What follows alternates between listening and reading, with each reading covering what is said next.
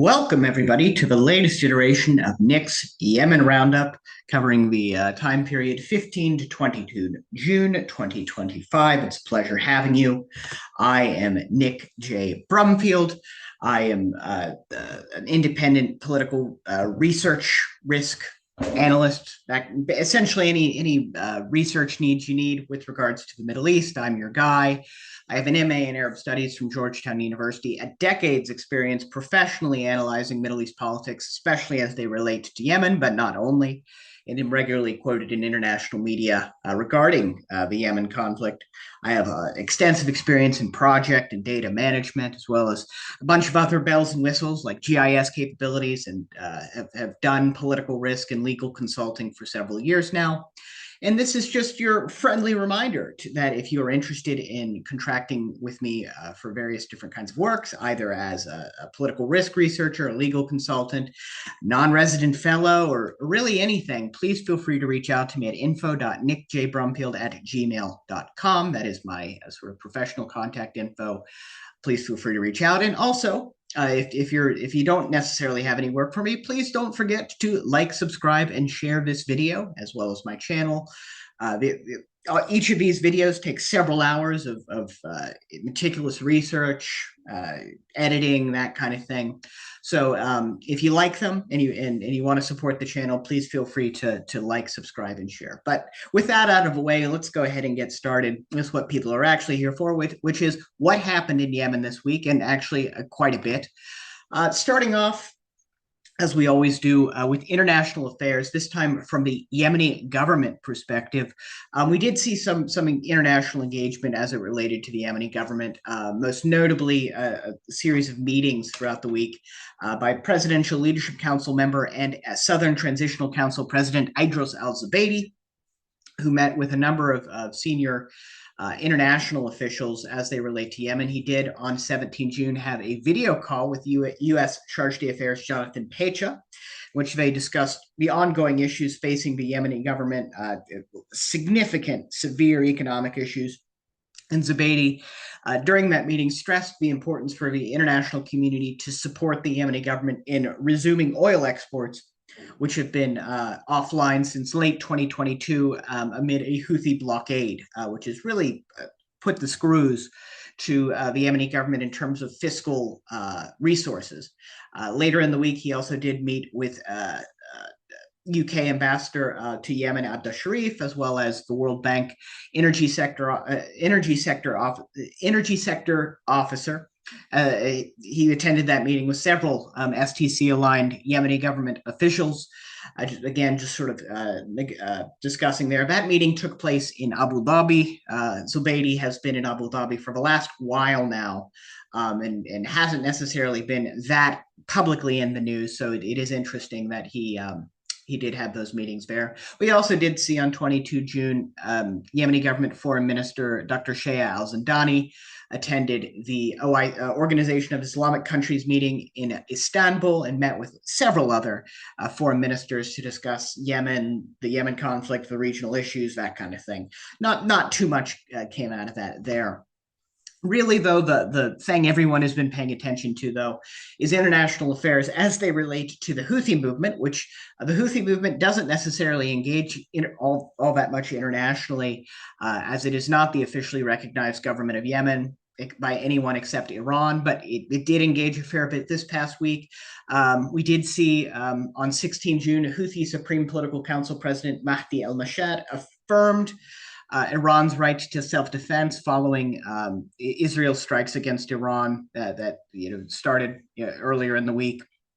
We did see him later in the week on 21 June, Mashad say that the Houthis are prepared to confront a U.S. attack on Iran by all legitimate means, and instructed the Houthi-aligned Humanitarian Operations Coordination Center to take necessary action to this effect, which was, I suppose, a veiled way of saying we're going to start attacking ships, because the HOCC was the kind of the main point person when it came to communicating with global shippers and everything. It's worth noting that both of these statements were released in kind of statement form. He didn't say these publicly. And this is because the entire senior Houthi leadership is basically underground at this point. It's not making public appearances amid concerns that that Israel or the United States could bomb them and kill them. And there is, according to some reports, some significant discussions among Houthi leadership about maybe preparing for a potential succession should Abdul Malik al-Houthi, the Houthi movement leader, is killed or something along those lines. But we'll see. But yes, so particularly following the U.S. Airstrikes on Iran's nuclear facilities, we did see the Houthis come out and say that they are going to engage. We'll yet to see how that occurs. We'll talk more about what they're saying in the military and security section.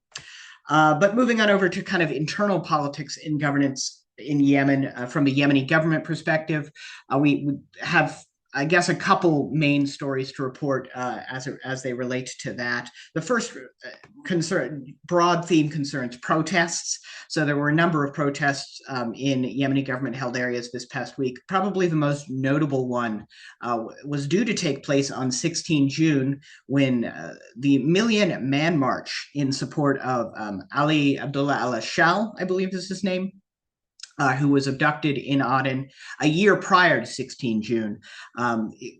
Tribesmen of Ashal's tribe, the Ja'adna, were marching from their sort of territories in western Abiyan to the Yemeni government temporary capital in Aden.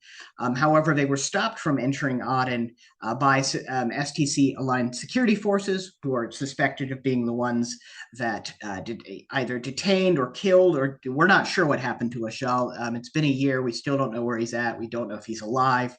But they were stopped in their sort of big peaceful sort of march there.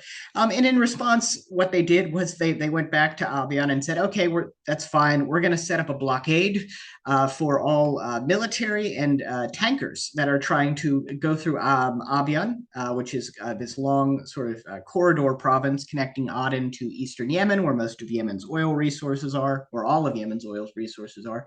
And we're going to stop trucks from going along this road sort of in protest. So that's something that they've done before. It's something that they've been able to use to great effect to put pressure on the Yemeni government for this Ashal case.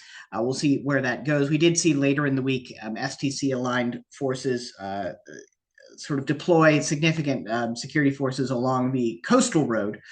So we'll see, to what extent they're going to try to break stuff up or something along those lines. We did see also on 18 June, pro-Houthi media report that the Saudi-led coalition forces abducted a pro-Hadramaut Tribal Alliance media figure, Muzahim Ba Jabr in Mukalla. So we'll see what happens with regards to him. And we did see on 23 June protests in Aden city itself, in particular in Sheikh Uthman district, amid 21 hours of power outages in a single day. This is possibly linked to the extensive blockades in both Abiyan, but also further north in Marib Governorate, where we've seen some tribal blockades of fuel shipments over the course of the last couple of weeks. And also that there's been no diesel, very little fuel getting into the city. So the power outages, which normally kind of amounted to 10 on, 2 hour, 8 on, 2 hours off, 10 when it gets worse, 10 on, 10 off, 2 hours on. So it seems to be intensifying, getting a lot worse, and so that could have political implications, of course. Let me see here. Moving on over to kind of sort of what's going on in the halls of power, if you could say, within the Yemeni government side. We did see a number of emergency meetings being held by senior Yemeni government officials in response to all of these economic crises and supply crises, which have been going on for several months now. On 18 June, we did see Prime Minister bin Barak chair a cabinet meeting focused on this economic deterioration. Same day, we did see bin Barak attend a meeting of the Crisis Management Committee chaired by Presidential Leadership Council Rashad Al-Alimi in Aden, again, with senior Yemeni government officials to discuss what are they going to do in response to this. Still, not too much seems to be coming out of it substantively. There's some stuff in the economic section that we'll talk about that may be coming out of this, in particular, liberalization of the customs dollar to raise revenue, which could have some significant impacts on local conditions and Yemeni government revenues, but we'll see. We did see on 19 June, STC-aligned security belt forces claimed to arrest an alleged Houthi infiltrator in the prime minister's office who was sort of essentially conducting espionage, getting documents, that kind of thing, but also potentially targeting specific officials for attacks or targeting. They say that they've neutralized the threat and are sort of interrogating him. And then on 22 June, we did see Presidential Leadership Council head Rashad al-Alimi meet with the Consultation and Reconciliation Committee's presidency, a 5-member presidency. Not too much again to come out of that, but we'll see. Moving on over to politics and governance from the Houthi movement perspective. On 19 June, Abdul Malik al-Houthi gave his kind of weekly regular address, gave a speech on Israel's Iran strikes and called on the Arab states to resist Israel. Interestingly, just the structure of his address is very interesting because obviously the Iran strikes were the important thing for the international media, for everybody. But the way he framed it, he consistently over the last months frames everything the Houthis do as in response to Gaza, and he always puts that up front. And then, over the course of the last couple of weeks, his addresses have consisted of, starting with Gaza and then listing all of Israel's crimes against Lebanon, against Syria. And it was actually only at the end that he addressed the Iran strikes. I believe this was prior to the U.S. airstrikes on Iran's nuclear facilities that have since, caused the Houthis to kind of say, okay, yeah, we're getting back in the fight here. We did see on 20 June protests across Houthi-held areas in support of Gaza and Iran. So you can see a big protest here in Sana'a where they held the Yemeni flag, the Palestinian flag, and the Iranian flag. But we did see on 21 June as well reports from the humanitarian monitoring and evaluation company Prodigy Systems accused the Houthis of essentially attempting to seize the company's property following Houthi-aligned court sentencing its CEO, I believe, to, if I remember correctly, 15 years in prison. He previously had a death sentence against him, but I guess they commuted that somewhat. Not great there. In terms of military and security from behind the front lines, got 2 stories this week, one from the Yemeni government side, one from the Houthi side, both concerning, tribesmen, firing guns and stuff. So following up on a major story from last week, we did see the continuation of a seeming tribal blockade by the Al-Shan, I believe, against fuel tankers trying to leave Marib by way of the Safar Road, which is roughly sort of where I'm indicating there.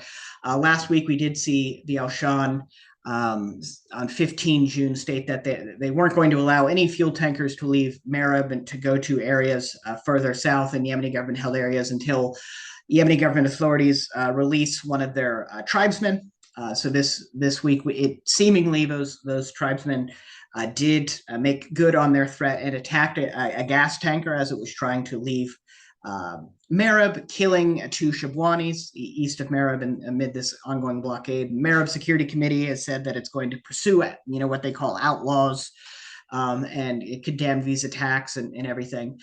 Further to the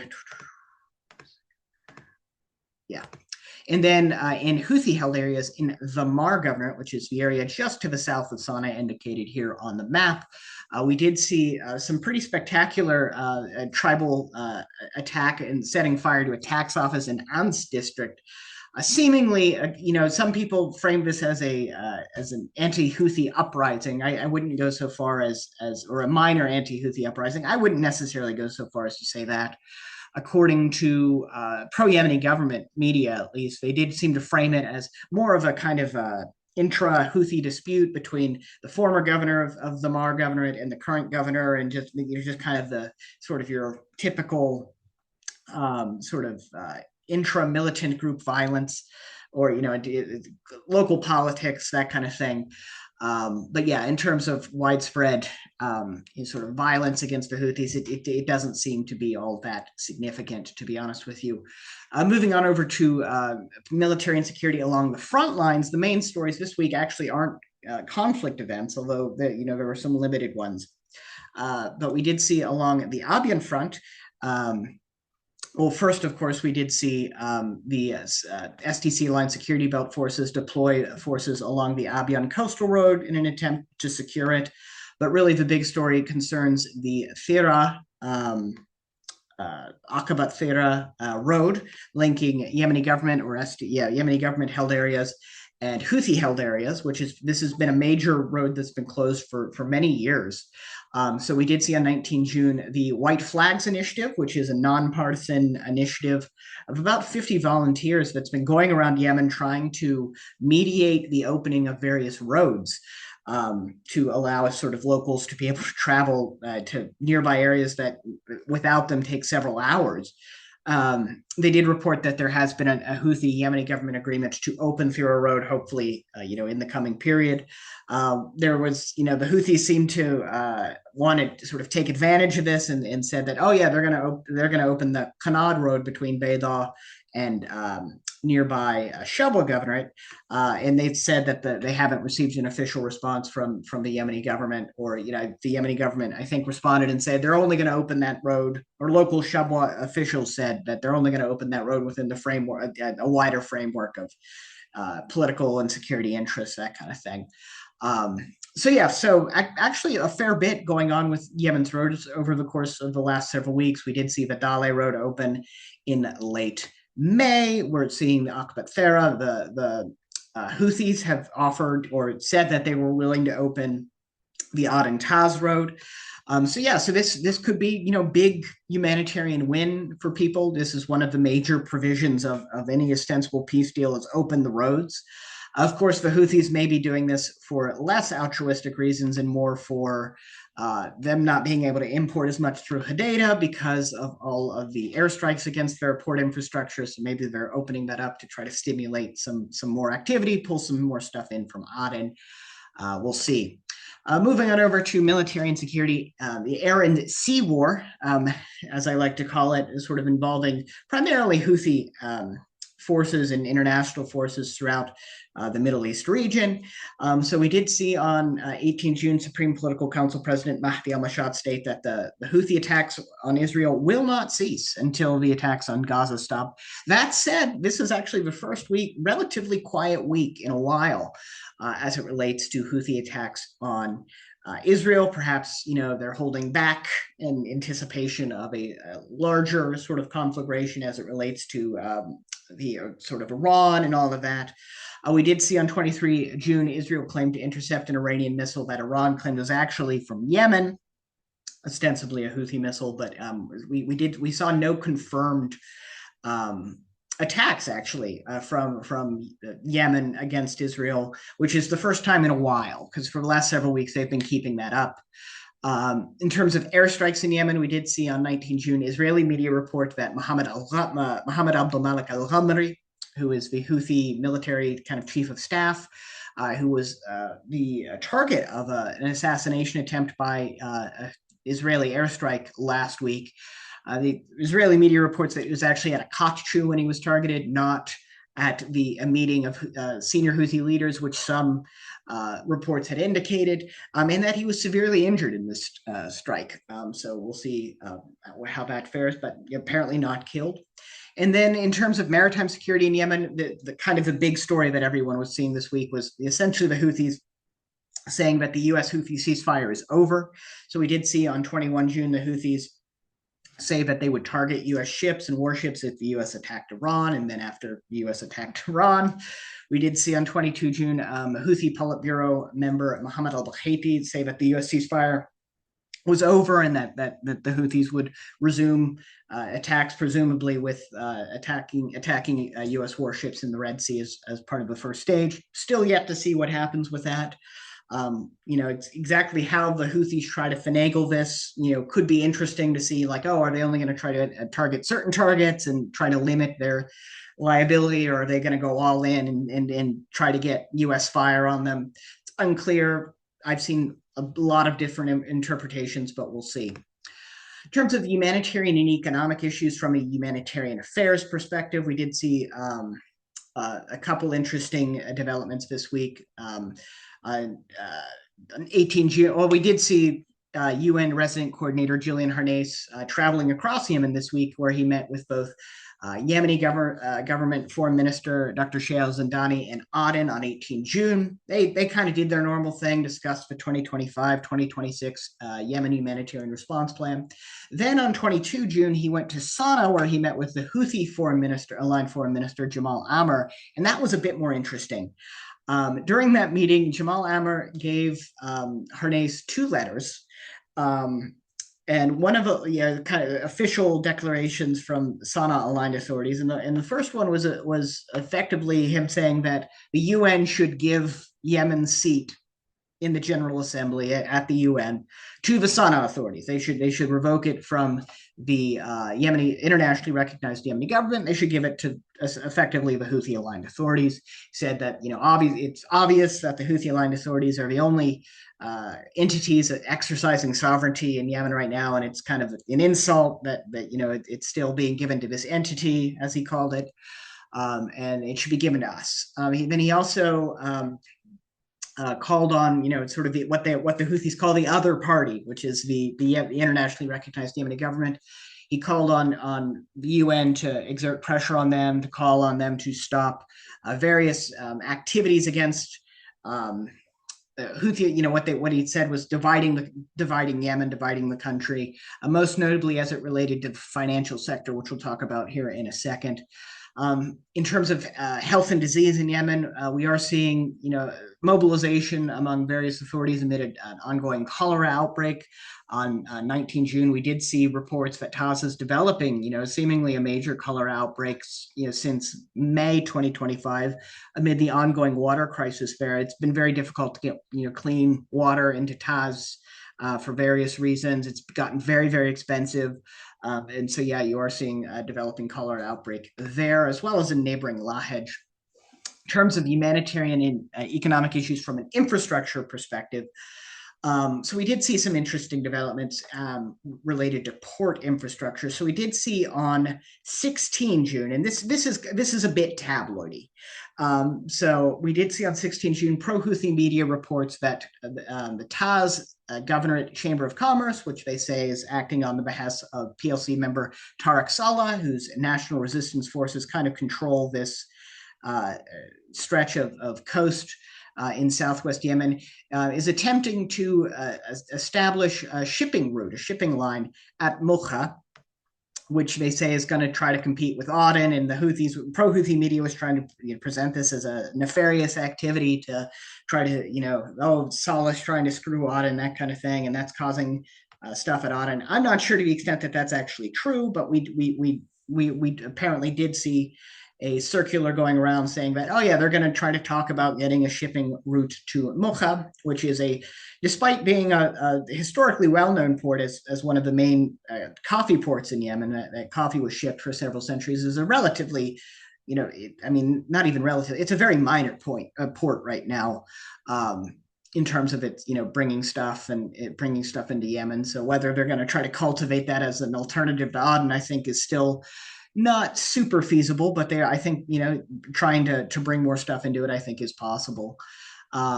We did see on 17 June, the Yemeni government reduced freight fares in Aden by 20 from the port of Aden to Houthi-held areas of the country by 20%, which was possibly trying to take advantage of maybe some of the traffic that could go through Aden rather than Hodeidah, now that Hodeidah is kind of hit pretty hard, as well as the major road openings that we've seen in recent weeks.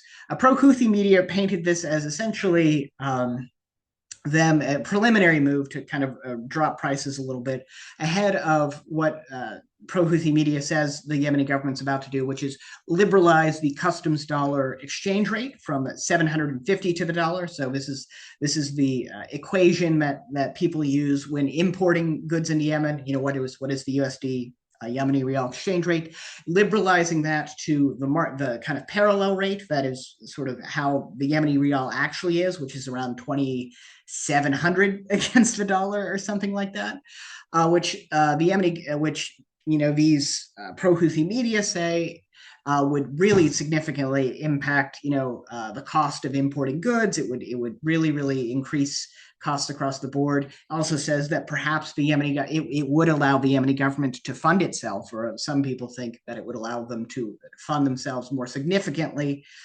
with the loss of all of the oil exports from eastern Yemen due to the Houthi blockade.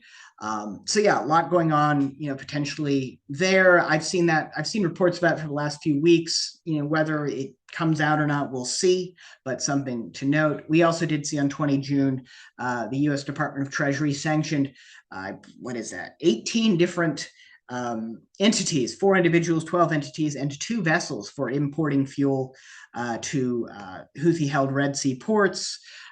This is, of course, following on this kind of the foreign terrorist organization designation of the Houthi movement, and the effective legal blockade, according to the U.S., of any fuel going into Houthi-held Red Sea ports. So, continuing that, we'll see if that does anything in terms of people being able to bring fuel into Hodeidah.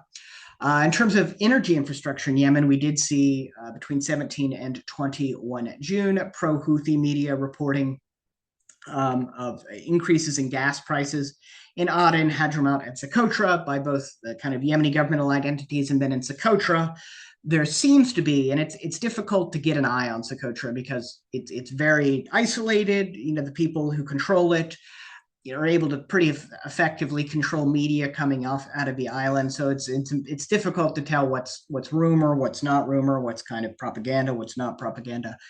But there seems to be an Emirati company that is Eastern Triangle that's provisioning a lot of the petroleum products going into Socotra, and they raise the prices. And this is, according to certain outlets, not just Houthi, but also other pro-Yemeni government anti-STC outlets, is sort of being seen as a monopolistic kind of extraction that is causing some unrest on the island. We did see on 22 June the Labor Committee in the Shabwa S2 block, which is the Ukla field. This is that block that the Yemeni government recently was trying to get 4 tankers a day of fuel oil out of to provision to electricity generation in Aden to offset some of that stuff. Well, that's maybe not going to work out. On 22 June, we did see the Labor Committee state that it was halting crude oil transport operations to Aden after the Yemeni government failed to engage with their labor demands. So, one of the most interesting things about studying Yemen for me is the extent to which people without guns, people who do labor, transport, blockade, that kind of thing, are able to influence operations. So you have oil workers saying that, we're not really going to do what you're wanting us to do until you give us our money, or one of these things. We also did see on 23 June, gas sales agents in Taz City announced that they were protesting amid the ongoing detention of gas tanker shipments being detained at Ras Al Ara for more than a week amid Taz's ongoing gas crisis. We do have a gas crisis in Aden. It seems like we're having a gas crisis in Taz too, but that's been an on again, off again thing for many years now. So yeah, in terms of fuel provision in Yemeni government held areas, it doesn't seem all that great. Not gonna lie. So there's that. Then moving on over to banking and currency in Yemen. So yeah, a lot going on with the ongoing transfer of banking, major banking operations from Sana'a, Houthi-held Sana'a, to Yemeni government-held Aden, in response to the U.S. foreign terrorist organization designation against the group, which was feared would cause a major upset within the Yemeni banking system. According to Central Bank of Yemen in Aden Governor Ahmed al-Mawbaki, we did see him say that all but one Sana bank has completed all of the, what they need to do to transfer to Aden, more or less. And so he says that the banks have signed written pledges that they will not take instructions from anyone but the CBY Auden, and that there's a third party involved to facilitate transfers between the global economic system and bank branches in Houthi held areas. So we'll see what's going on with regards to that. The Houthis definitely don't want that to happen. They've reportedly threatened, detained bank employees that have been trying to leave Sana'a and all of that. But Moabaki says that most everything's kind of been transferred. They've moved all their headquarters. They've moved all the major stuff to Aden. So we shall see how that plays out in practice. We did see on 22 June the CBY Central Bank of Yemen and Sana'a, Houthi aligned, ordered the suspension of Al Karami Bank and the liquidation of its assets. Karami Bank is one of the ones that moved. And we did see on 22 June again, Houthi Foreign Minister Jamal Amr stressed that to UN resident coordinator Julian Harnais, about this SWIFT code revocation for the Sana'a CAC Bank, CAC Bank. So we, still seems to be in flux, a lot of uncertainty and everything with regards to that. Last but not least, the Yemeni Rial USD exchange rate in Aden is really, really bad. It's still going, deteriorating. It's now at 27.53 against the dollar in Aden. So that's going to have major, we're almost at 3,000, and the Houthi aligned Rial is still at about 530. So that is having real economic impacts on ordinary people in Yemen. So thank you so much for listening to me. I do have some related readings that I would recommend to you. Apologies if you can hear all of the wild dogs barking outside my window, but I guess they're in a mood.